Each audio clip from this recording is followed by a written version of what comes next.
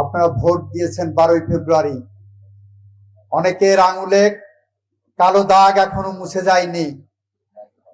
আপনাদের আঙুলের কালো দাগ মুছে যাওয়ার আগেই নির্বাচনের মাঠে এসে আমরা যে প্রতিশ্রুতি দিয়েছিলাম সেই সমস্ত প্রতিশ্রুতির অনেকটা বাস্তবায়ন হয়েছে এবং অনেকটা বাস্তবায়ন হওয়ার পথে আছে।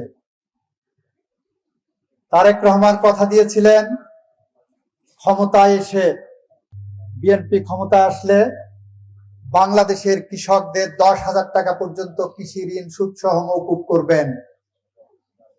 তারেক রহমান তার কথা রেখেছেন। আমাদের ক্যাবিনেট মিটিং এর প্রথম বৈঠকে প্রায় 1,500 কোটি টাকার মতো কৃষি ঋণ তারেক রহমানের নেতৃত্বে আমরা মওকুফ করেছি। আমরা শুধু নির্বাচনের আগে এসে কথার ফুলঝুরি ছড়াইনি। আমরা নির্বাচনের মাঠে এসে বলেছিলাম বিএনপি ক্ষমতায় গেলে ফ্যামিলি কার্ড ইস্যু করা হবে প্রতিটি পরিবারের জন্য। বাংলাদেশে 4 কোটি পরিবার আছে। আমরা পাইলট প্রজেক্ট হিসাবে প্রায় 38,000 পরিবারকে ফ্যামিলি কার্ড ইস্যু করেছি। অতি দ্রুত বাংলাদেশের ঘরে ঘরে ফ্যামিলি কার্ড পৌঁছে যাবে, যেখানে কোনো রাজনৈতিক বিবেচনা থাকবে না।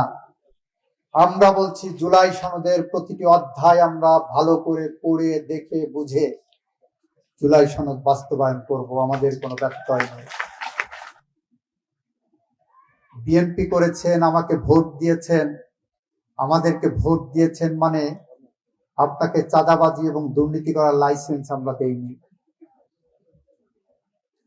আপনি 1-2 জন চাঁদাবাজি করবেন, 1-2 জন 5-জন 10-জন দুর্নীতি করবেন, তার দায় বিএনপির ঘাড়ে এসে পড়বে, তার দায় মাননীয় প্রধানমন্ত্রীর ঘাড়ে এসে পড়বে, তার দায় আমাদের ঘাড়ে এসে পড়বে। আমাদের ঘাড় অতটা শক্ত নয় বন্ধুরা আমার। এটাকে আমরা যদি ক্যান্সার মনে করি, আমরা সেই ক্যান্সার ছেটে ফেলব।